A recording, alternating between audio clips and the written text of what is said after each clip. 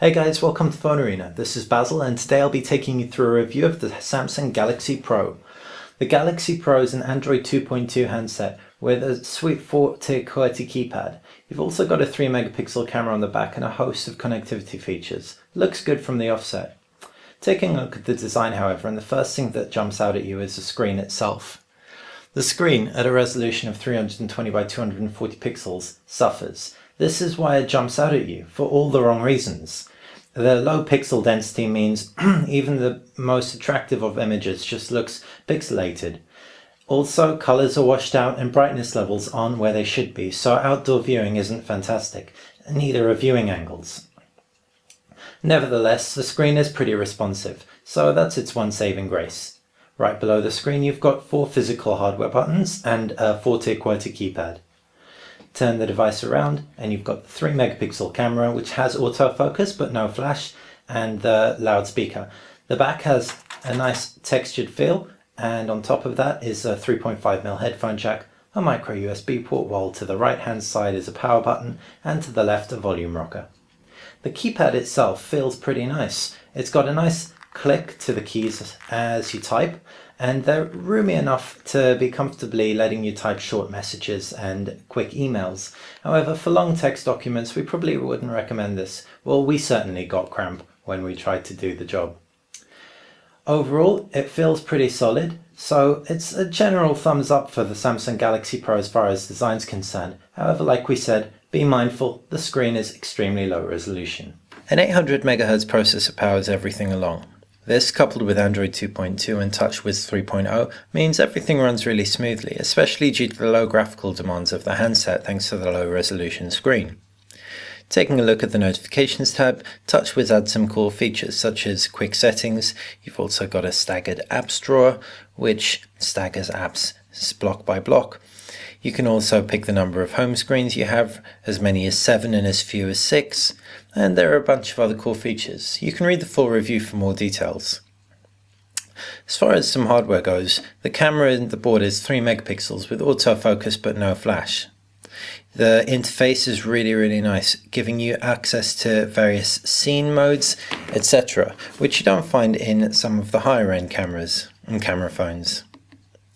You can also adjust metering and white balance, as well as a host of other effects. The gallery is not so great.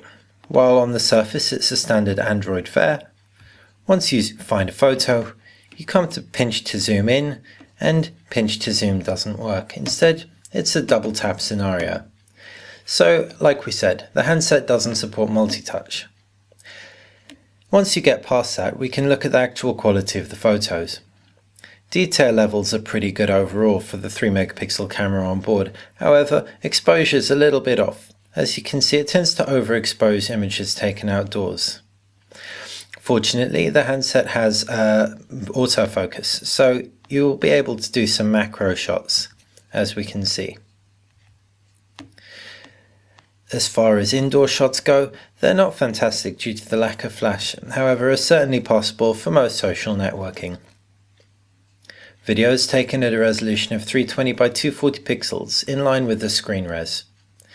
We can take a look at a sample now. Hi guys, this is a video sample from the Samsung Galaxy Pro. As you can see, it's pretty smooth at 30 frames per second, but nevertheless at this resolution it's going to be suited for this screen or YouTube, but nothing higher like a DVD or, for example, an HD TV or monitor. Using the handset as a music player is pretty feasible. The music player's got a pretty standard interface, and there's a 3.5mm headphone jack up top, so it's in a good place to plug your headphones into.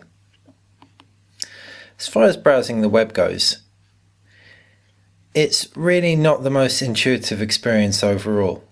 The reason for this, again, as with the gallery, is because of a lack of multi-touch. The double tap to zoom works well, but sometimes it's really impractical when you're browsing the phone to double tap. Also, we found ourselves all the time clicking on pages which we didn't mean to go to, due to double tapping rather than pinching to zoom. We've also got a GPS on the handset, as well as 3G and Wi-Fi. So it is a really well connected device, which makes it a real shame about the lack of multi-touch. Overall, as far as the interface goes, therefore, it's a mixed bag. It doesn't look great, as the low-res screen really does lumber it with some pretty poor visuals. In addition to that, the lack of multi-touch hinders the use of day-to-day applications such as the gallery and web browsing. But it does run really smoothly, and there are a bunch of cool tweaks that Samsung have implemented to make it all the more functional for you. To wrap up, it's the Samsung Galaxy Pro screen that stands in the way of our recommending it.